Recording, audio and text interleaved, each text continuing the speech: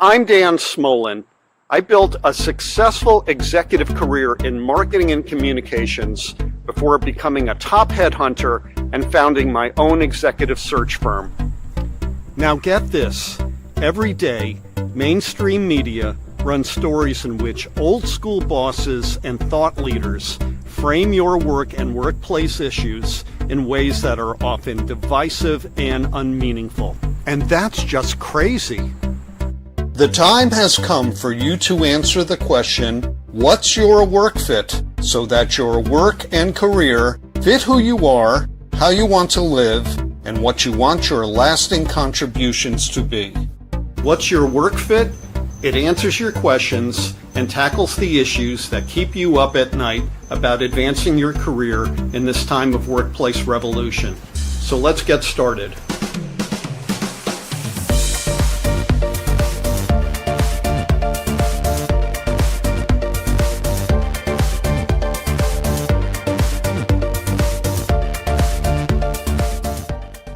Hey, good day, everyone. Dan Smolen from What's Your Work Fit. I hope you're having a good and successful week this week.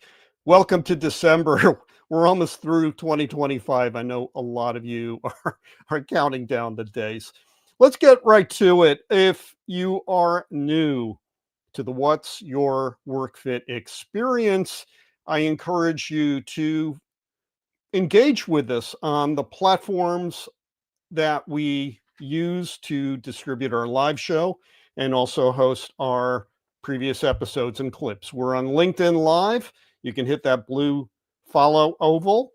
We're also on the What's Your Work Fit YouTube channel. You just hit subscribe and you'll never miss another show or live show. Next up, we have a Substack. Many of you have joined it, but many of you have not. And I encourage you to get on board at dansmolen.substack.com. This Substack is one-stop shopping. You can follow the links in the navigation bar to our live and pre-recorded shows. You can find our video clips.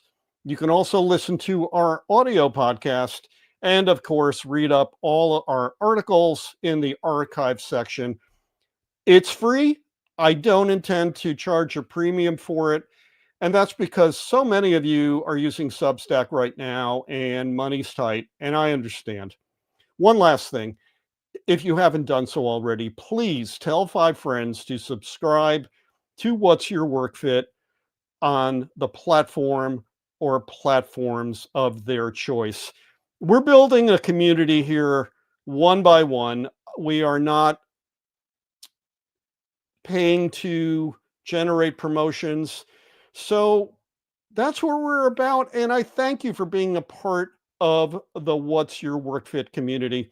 Okay, let's get started. It is my absolute pleasure to welcome to the live show today, Darren Murph. How are you, buddy? I'm doing well, Dan. Great to see you. Darren was last on my podcast. It was the pre-What's Your Work Fit podcast. I'm going to guess about 6 or 7 years ago. We were in the heat of the pandemic. And that was a great experience. I am so pleased to have you back. Let me tell you a little bit about Darren. CNBC calls him the Oracle of remote work. I think that's apt. And he was featured in the Forbes Future of Work 50. Darren is a recognized visionary in organizational design, and he leads at the intersection of people operations, marketing, and strategic communications. A lot on your plate, my brother. It's a good place to be, man, especially in the post-pandemic era. Systems are everything, but without a narrative to go along with them, it's really hard to galvanize a team around them. We got a big show today. I want to bring in my co-hosts. First up from LiquidSpace CEO Mark Gilbreath. How are you, Mark? I'm well. Happy New Year, or happy holidays, guys. I'm getting ahead of myself. Darren, great to see you. Oh, a lot of budgets have already started for 2026. So yes, Happy New Year. And last but not least, Fran Saele from Morta Vita. How are you, Fran? Great, Dan. Great to be here. And Darren, great to be with you for the first time. Looking forward to it. I want to get this party started here. Darren, we want to ask you, well, wrong slide. I want to ask you, can good systems stave off the infinite workday. Help us get started on the systems approach. They can. I've seen it done. I've helped companies implement this. And so, though it may seem like mission impossible, trust me when I say that there are proof points and case studies to lean on. But first, I want to start with the end of that question, the infinite workday. So if you're not familiar with this, please Google it. There were several studies that were done over the past 2 years on this new phenomenon called the infinite workday. And there are, of course, multiple sides to this, but essentially it says that the modern knowledge worker is never really off the clock. They're always working, even if they aren't actively engaging with Slack or Teams or email. There's always something to be done. And in a 24-hour world, someone is always communicating with them or queuing something up for them so that when they return, there'll be something there. Now, as a remote work advocate, I would argue that this is actually a positive step because it frees people from the rigidity of a 9 to 5. It is more liberating and more autonomous to be able to assemble your workday in the way that it best fits you. You can match when you're working with your energy curve. But the problem comes in when there's still no respect for human breaks in between. The infinite workday is something that is proliferating now that more people are working in a distributed fashion.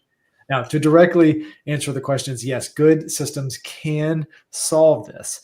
And to tee this up, I want to mention a quote from James Clear. He is the author of Atomic Habits. It's a phenomenal book, by the way. You can add it to your book club regime. But if you only read one line out of that book, it's this: you do not rise to the level of your goals, you fall to the level of your systems. And this has been really profound for me in operational work because I see so many teams aspiring to these high goals. We want to achieve this. And there are great leaders that can even get people rallied around a goal. But the reality is you will never achieve a goal if your systems do not prepare you to achieve that goal.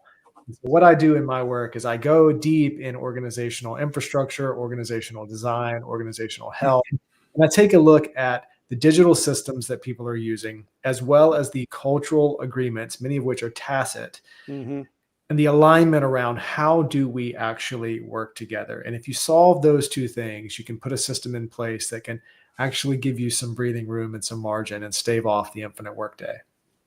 Mark, get us started. Or continued. So that was touching on some of the how from a system standpoint. Let me back up a step, if I may. I mean, Darren, you've argued, and for me persuasively, but you've argued that remote work is better for people, it's better for talent access, it's better for global inclusion. If that's true, then why are so many large companies retreating to structured, mandated hybrid, or even full-time office? Yeah. What are they getting wrong in their diagnosis? Because these aren't stupid people. What are they missing? I think before we dive into that, I want to mention a report from Flex Index. I see Flex Index as kind of the source in terms of what's actually happening. And so remember, the first part of my career, I was a journalist. And so I know very well that the media exists to be divisive. That's what gets clicks. That's what sells papers. A story has to be two-sided. It cannot be nuanced because nuance doesn't garner attention. And so, of course, the media has positioned this return to office as if it is completely one way or completely another way. And the data show that it's actually not quite that clear. Over the past 6 or 7 months, there's actually been a slowdown in organizations that are forcing everyone back into the office. And still today, US firms are predominantly allowing some form of workplace flexibility.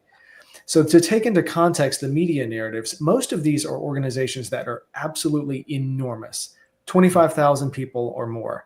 And if you look at that data, it does show that an organization with 25,000 or more people are less likely to offer workplace flexibility versus a company that is smaller than that. And so I do think it is really important for listeners to compartmentalize that and realize that there are multiple worlds here. In the segment of 25K plus, you're looking at a completely different set of variables. Many of them have office real estate that they've leased for 10, 15, 20 years that they have to do something with. Now, many of them will not admit that, but they need to justify the real estate spend. The other reality is their legacy systems. Many of these organizations have existed for 10, 20, maybe even 50 years. And they have gotten to where they are doing things a certain way. And in doing so, they have created systems that actually work pretty okay for them. And so facing the reality of, are we really going to upend our entire operating model for something that might work better for us versus let's just revert to the last known state of coherence and force people to move with us back into the past? It's the uncomfortable reality that many of these leaders are facing. And so I don't necessarily blame them. It's a psychological state. Humans desire coherence. And after they've been treading water for years in a forced state of work from home, it makes sense that they would want to retreat to that comfort and that coherence. But I think the real picture here is, what about the small companies? What about the companies that are starting now? The companies that don't have those legacy systems to maintain and tend to. I think that's where you should look for where the future is going. Lingering for thank you. I mean, lingering on those larger organization cohorts, the 25,000 pluses, well publicized are some examples, and maybe they're in the minority, the all states of the world that have, taken a bold position to build the new systems in pursuit of the truths that we believe exist for them in terms of talent and productivity and the like. Are you hopeful, Darren, that there are truths that Fortune 1000, Fortune 500 organizations, the 25K plus, will come to see ultimately that will inspire them to pursue something other than the old normal? Or do you think, as a pragmatist, that it's better for the industry and for the advocates of remote work to marshal our energy and our attention to smaller organizations, as you were starting to speak to? Or should we give up on the big guys? I don't think you should give up on them, but I do think you should have a realistic view that they're probably going to move slower, but they can't not move. And what I mean by that is, it used to be really difficult for these monolithic companies to even work across multiple offices. So if they had an office in Seattle, but also an office in Shanghai and Paris and London, it was actually really difficult for these massive companies to collaborate, even amongst their own offices. And I've long argued that if you have multiple offices that are remote to each other, you need to get good at remote first principles, because whether the company identifies as in office or hybrid or remote, the reality is if you're doing work across time zones, you are distributed.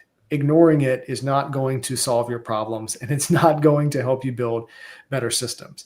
And so I look at the era of AI that we're in, and I say, how are they going to ignore this? I mean, AI obviously does not require you to be in a physical place in order to access it. It will absolutely change most, if not all, facets of knowledge work. And so by extension, if they're going to incorporate that into their business, they're going to have to adopt many of these remote first principles. And so by force or by choice, they'll get there. But I would say the smaller companies are the ones that are going to be more nimble. And think about this, they have more opportunity to move forward and build systems without as much risk.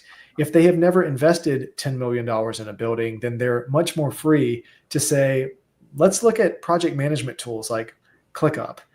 Let's look at knowledge management tools like Notion. Maybe we should build our infrastructure around digital tools instead of physical spaces. But if you're a massive company that already has a physical space, this is the sunk cost fallacy. Well, we've already got it, so we have to figure out a way to keep using it. And I think that's what they're really wrestling with. Fran? Darren, you're touching in an area that I think is very important today with respect to the conversion to the digital environment. And as I look at business process, typically, based on my work experience for some large organizations in knowledge work, all of the business process, the workflows associated with that, they were all, I would say, manual or analog almost. I mean, you can use that acronym, right? They would be set up, they would be sort of circulated, agreed to, and then they were put on a shelf and nobody ever went back, okay? There would be some measurement of quality of work and things like that, but really not very interactive and not actively managed. They were shelf documents. in the new AI environment, for sure, you're going to have a digital business process. All business processes are going to have to be digital. And of course, the people who are really gung-ho AI, like Accenture, for example, if you listen to Julie Sweet, you take your business process, throw it out, and recreate around the digital portion that you're going to start with, and then build around that. So you're basically building from the AI out, a totally different approach. Why has there not been as much adoption of that strategy? I don't see it very often. And I think there's a lot of the bigger organizations are holding back, and the smaller ones don't have any interest. But it's really the key to creating the value measures for managers, senior managers, who are used to seeing people in front of them. That's really the only way they can manage. They have no data on how people are really doing. But they would have that in the digital environment, certainly, if we go that way. Help us understand why there's pushback there and what could be done to more actively encourage that in growing companies. So to take this systems conversation from philosophical to tactical and practical, one of the elements that I see in every high-performing distributed organization is treating knowledge like a product. There's a centralized knowledge base that enables decentralized decisions. And most companies actually have a product leader that manages that just like they would something else like security or communication. It means a lot to their organization. The issue is, for the past 5 years or so, it has been very manual to maintain a knowledge base. Some companies might have wikis, but those are mostly static and unchanging. I'm talking about a living, breathing operating model where everyone in the company looks to that in order to find information to move their individual work forward. Now compare this or contrast this to an in-office company. The office is the central hub. Right. And what it does is it gives you a great excuse to not be great at centralizing knowledge. If you think about a company as an operating system, millions of lines of code, there are massive gaps in the code base, and they're all centered around communication. The office is a patch for these massive voids of code. And so when you're working in a company, you're running the OS, and you hit a void, you simply go to the office. And somehow in that labyrinth, you can find the right person that can put together the right patchwork to actually get you across that chasm, and then you can continue to run the system. But the office doesn't actually solve the underlying issue. It doesn't actually write new code. The void is always there. You just become dependent on retreating to the office in order to continually cross that chasm. A distributed company says, no, if we find a gap in the OS, we're going to figure out what systems and what cultural expectations we need around that to actually patch the code. We're not just going to go into the office to solve this problem. Now, let's shift that over to the conversation on AI. Jonathan Siddharth, he's the founder and CEO of an organization called Turing, recently did an interview with 20 VC. And in it, he talked about how he works with clients to help them embrace the AI revolution. And he said this phrase that really stuck with me. It's the first mile schlep. He said, leaders come to Turing and they say, we have these grand visions of all of the things we want to do with AI. And they say, great, you're going to need an immense amount of expertly documented data for us to work with. AI needs a phenomenal underlying data set if it is to do anything magical.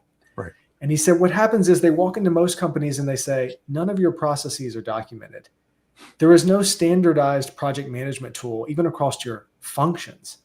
The first mile schlep is, whether you like it or not, you're going to have to rapidly build out that knowledge base, rapidly codify your culture, your values, your operating principles, rapidly codify how work actually happens, how we communicate, what tools we use, what tools we don't use, how we engage internally and externally. You're essentially writing the operating manual. Because if you ever want to actually leverage AI, that is the prerequisite. And so as someone who appreciates distributed work, I think AI is a godsend because it's going to force a lot of organizations who said, no, we're not going to do that documentation thing. We're just going to have a lot of meetings and call it good. Well, if you want to get on the AI bandwagon, you now have no choice but to do that first mile schlep. And so I do think there is a bit of gnashing of teeth to come as a lot of organizations grapple with this reality and go through their own version of the first mile schlep. But on the other side of that, there's going to be transformation. And getting through that initial process is going to be the real work. Has anybody documented the Yellow Brick Road for that? And is there a book or a journal or an oracle someplace you can go talk to you about this to get this off the ground? Because it does seem to be a circular firing squad when the topic comes up. It does. Look, I think it's situational awareness would say it depends. It depends on the company. If you're dealing with a 50,000 person legacy organization that has more functions than you can count, that's going to be a very different task than coming into a 200 person startup and getting this set up. Right. But I think the first principles would argue if something has to be asked more than 3 times, it needs to be documented. And you just start there. And you have to create a culture of documentation. Of course, you have to have the right tools and the right systems in place for this to matter. But I do believe it is possible. Look at how companies have, from the C-suite all the way to the intern, have gotten people to rally around something like information security. That is something that is so esoteric for most people. They can't possibly understand the complete impact to a company if a phishing attempt goes poorly. But yet somehow they have managed to implement systems, implement teams, implement people, and they've gotten people to rally around, okay, we should take security seriously if we're going to run our company in a serious way. And so my hope is that knowledge management and project management will be the next elements up in that line of let's finally take this seriously. Okay, thank you. I think of Amazon, and hey, I order stuff on Amazon Prime all the time because I'm busy, right? And so I am keenly aware of the last mile. That's when that product or that solution is going to arrive on my doorstep. So I find it refreshing that you're thinking about the first mile and the schlep involved in ideating about how that engagement is going to work over a distributed network, perhaps even across time zones. And I wanted to pivot to the difficulty of the fact that so much of our work now and the infinite Workday creep is going global. And so I want to talk about the barriers that are present in many European countries. France, they have codified a 35-hour standard work week, a maximum 10-hour a day, but it's got to be leveled out so that it doesn't get abused. Mark was just in Germany. I don't know if you heard about Arbeitszeitgesetz, the Working Time Act, which sets a maximum 8 hours per day, 11 hours of rest between working days, and significant violations. And the one I'm probably most familiar with, because I got called by BBC to talk about it, is the standard 40-hour weekly limit in Spain. So in dealing with a multinational distributed workplace that happens over many time zones, what kinds of things do team leaders, hiring managers especially, have to think about when people aren't just in the United States anymore, they're in other countries?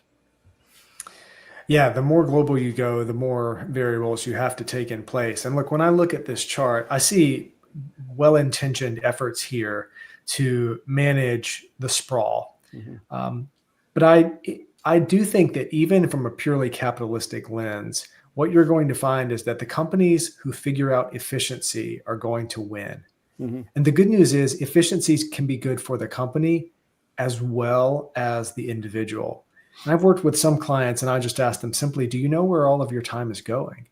If an average team member is spending 5 to 10 hours a week in calls that don't need to happen, if you replaced it with a solid knowledge base, and if you got all of your projects to happen in a project management tool instead mm-hmm. of random and ad hoc through email and meetings, If everyone was able to repurpose that 5 or 10 hours, what would life look like? Well, your business would run a lot more smoothly. People would have a lot more enjoyment, a lot more agency over their work.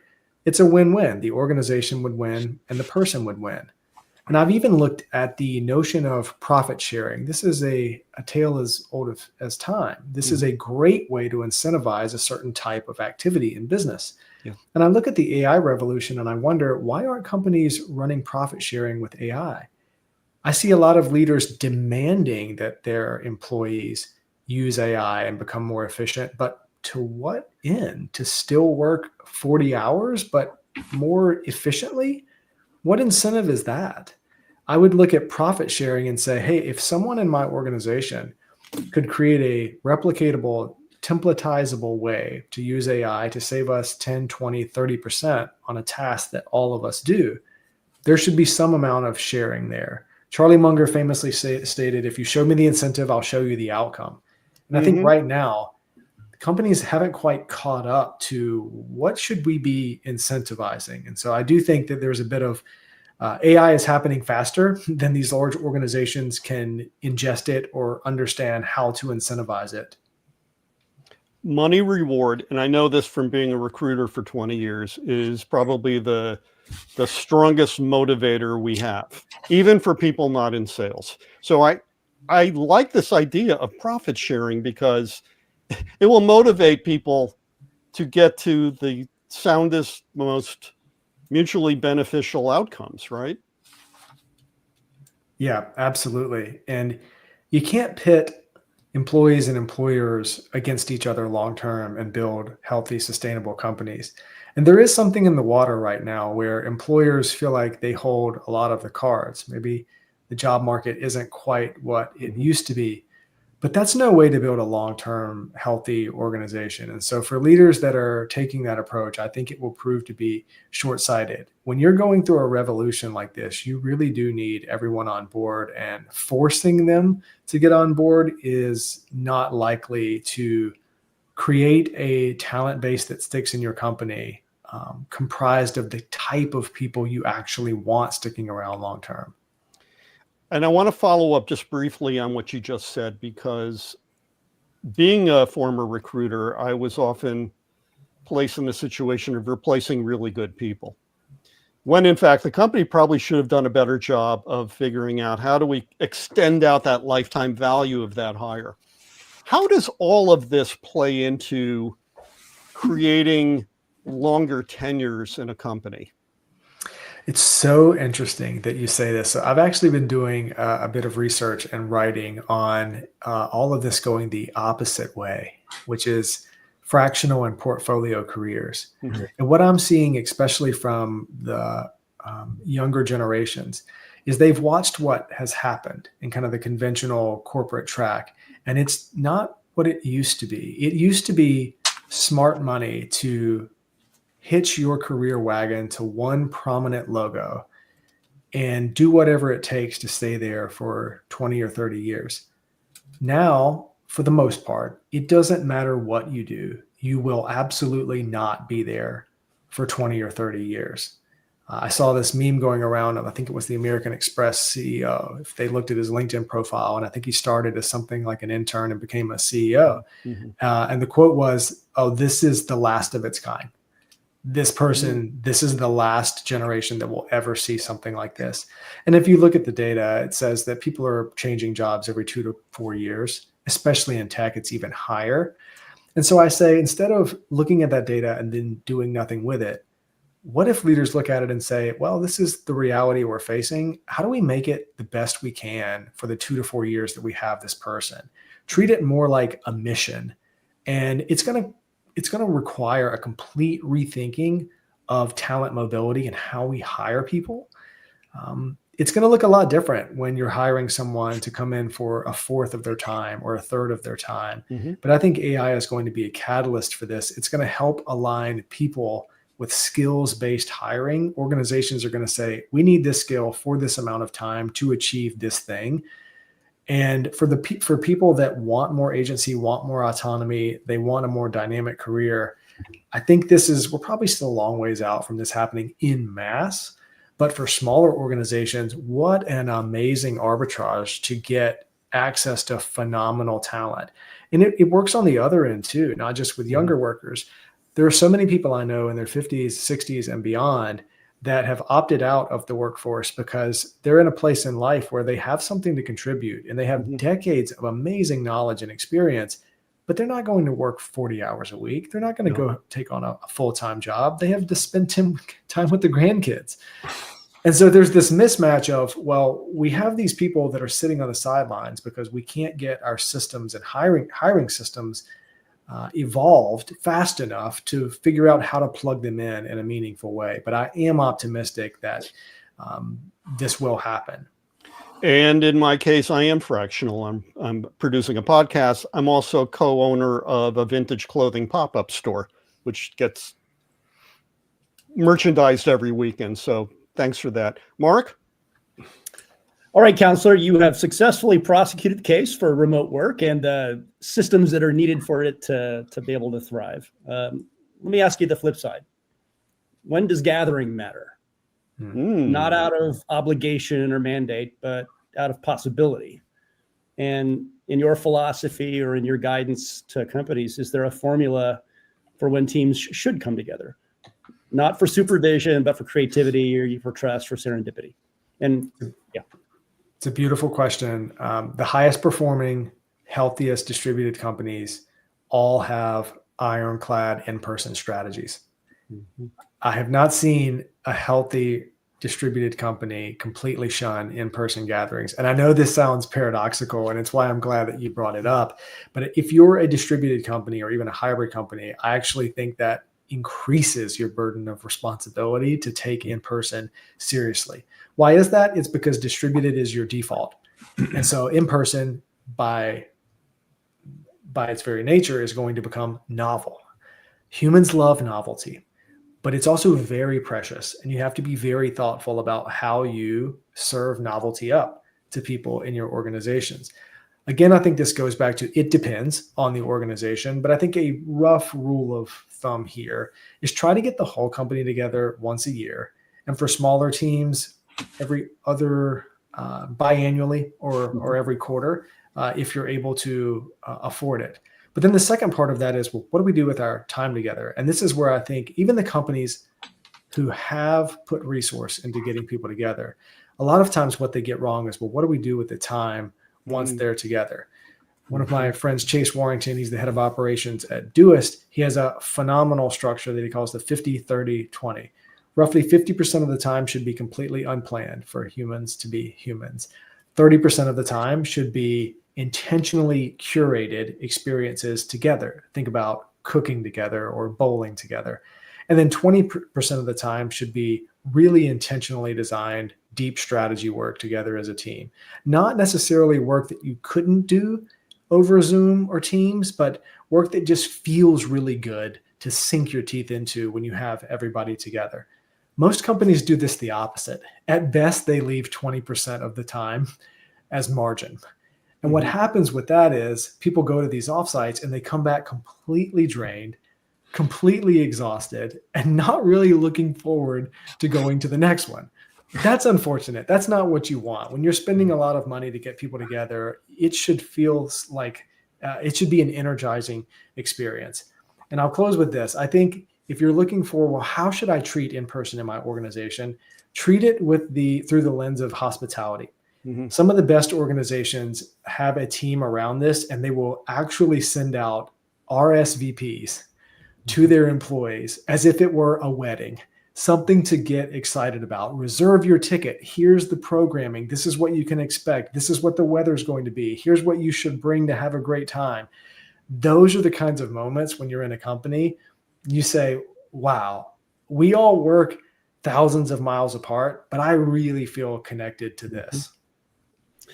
Darren, for companies like GitLab where you worked that have never had real estate, or for larger companies, take an Allstate that's eschewing traditional real estate and sort of rebalancing how and where they work, for those companies that embrace the novelty of gathering for the reasons you just cited,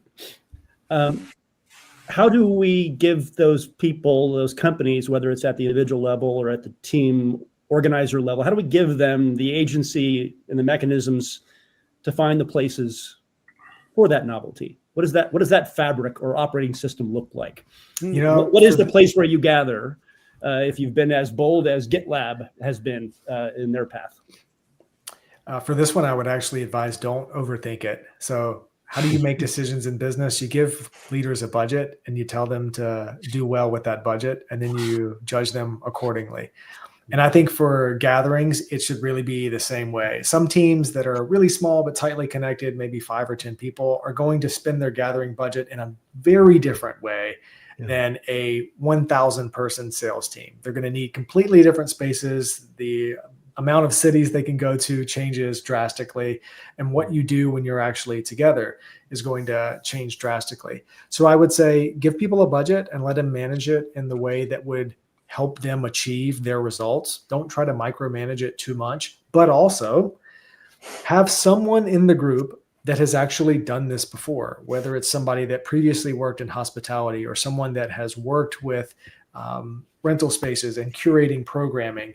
It's not effective to just assign a leader to become a hospitality expert if they've never been trained in that. And so it is worth having that expertise either in-house or working with companies that have that core competency, such that when people go to offsites, it's for the right reasons. They have an energizing time and it moves them closer towards their goals.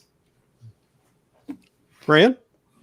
Darren, if we could go back to the discussion you were in before this with respect to how careers have changed, from the 30-year gold watch, dinner to, millennials and Gen Z people, it's every year or two moving from one to the next, one company to the next.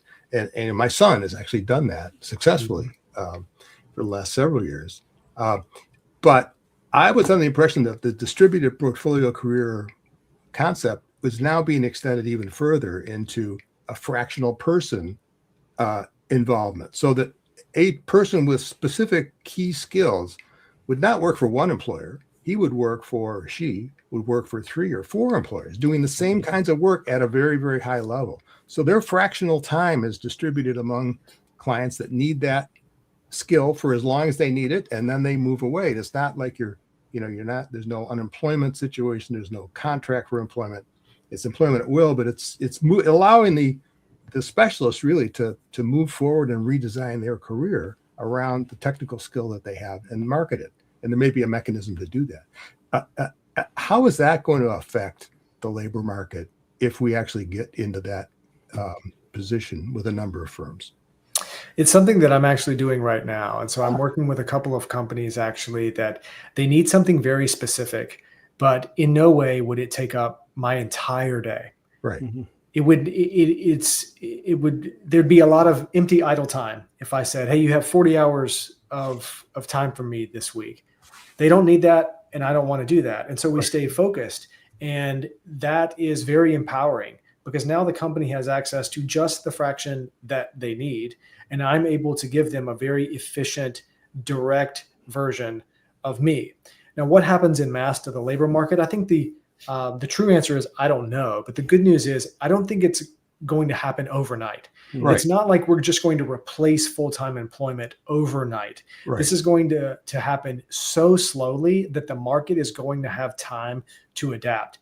And interestingly, this will be for some people how they start their career, but I think for many, it will be a mid-career to late career where they go in and at first they say, I'm going to go all in on this one place and I'm going to learn as much as I possibly can. But then as you recognize that you have unique skill sets, you can start to see where those would be useful, where you could add value to other places, and you start to invest in yourself, essentially.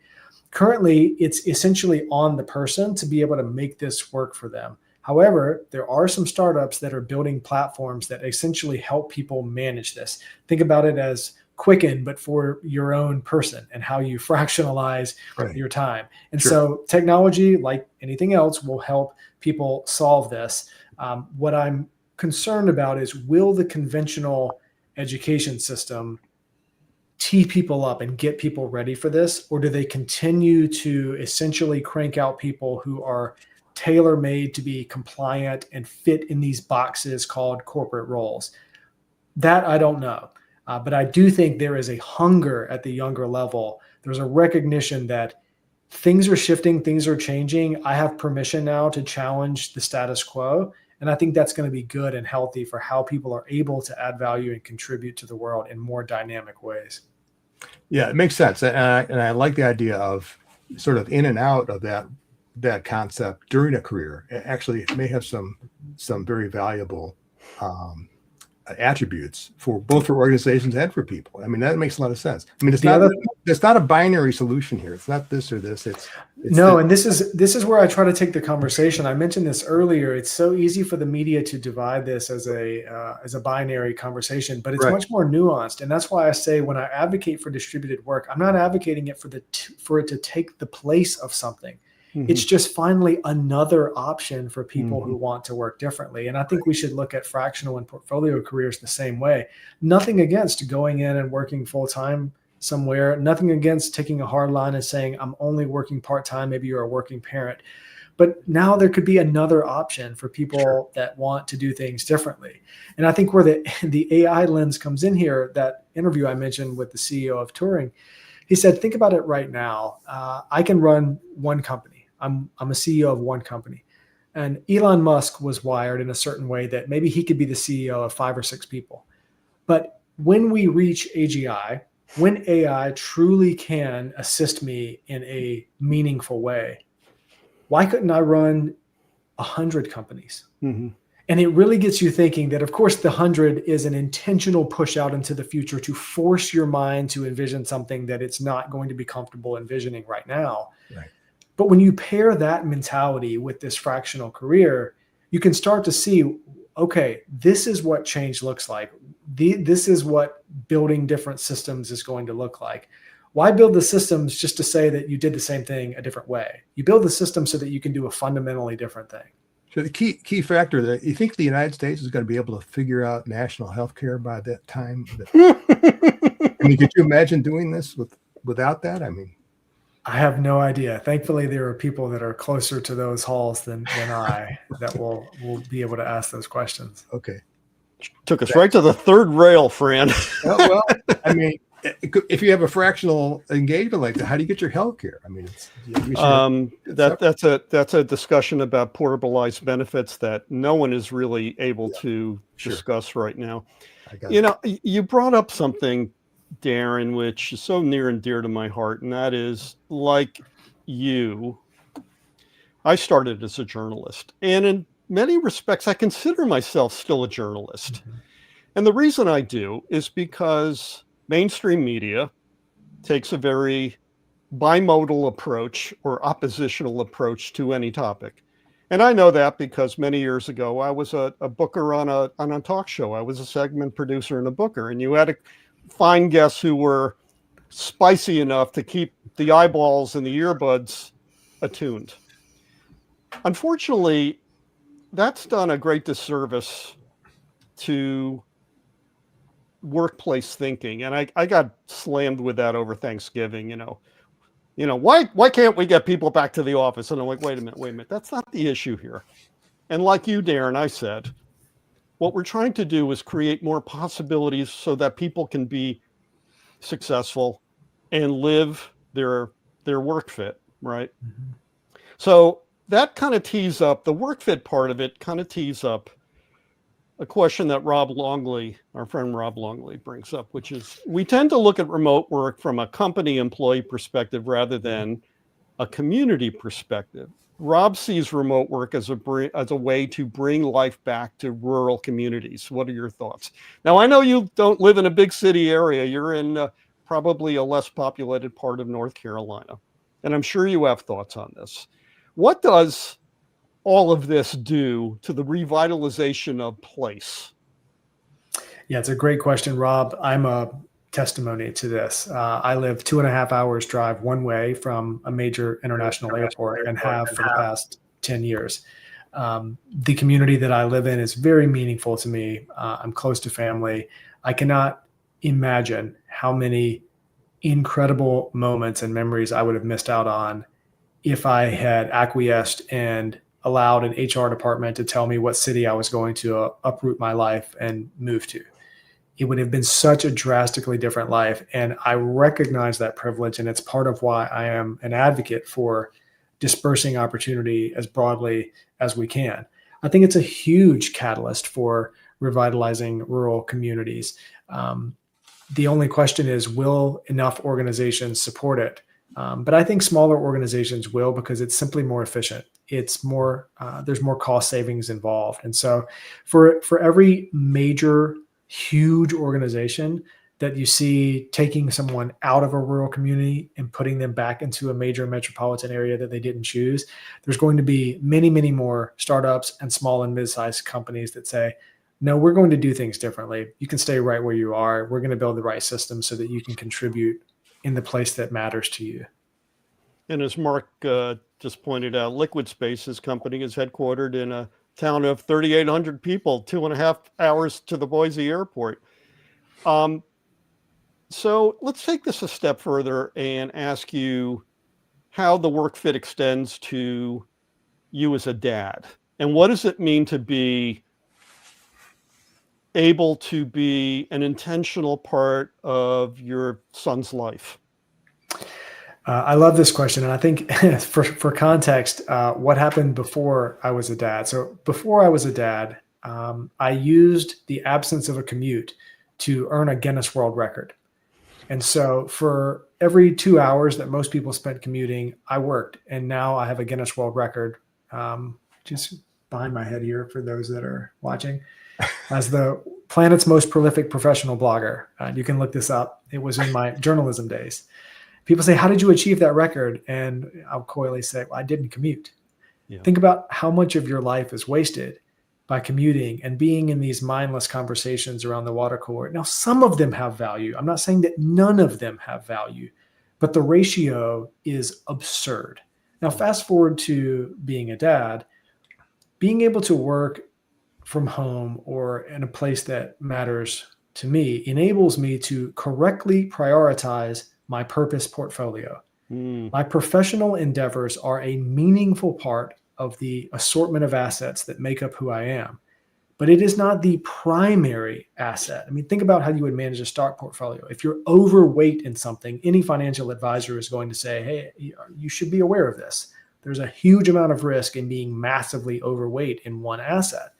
And I think a lot of people just blindly inflate this asset of their life, and they never really think about what are all of the other assets that are getting squeezed out from a percentage standpoint when you do this. Distributed work enables you to take a very sobering look at how am I spending my time and where do I want to prioritize my energy. And I mentioned this briefly earlier, but paying attention to your energy curve is really important. For me, I love to get deep work done early in the morning. I do not like to do calls. Midday to early afternoon is my sweet spot for doing calls. And then when I want to incubate new ideas, it's pretty much after the family has gone to bed. In a conventional 9 to 5, they're not getting half of my total value just because they're forcing me to work in a rigid structure that just doesn't work for who I am and how I'm wired. So you can imagine if you're running a distributed company of 2,000 people, I mean, scale that efficiency gain or loss over the amount of people, and you can start to see that this is quite profound if you do it the right way. I did my follow-ups when I had my recruitment business, my client follow-ups poolside at my daughter's swim practice. I had a good Wi-Fi, and I was able to be intentional and focused when my daughter didn't need me focused on her, but I was present in her life. So I really appreciate that. We got time for one final question from Mark and Fran. So Mark, lead us off.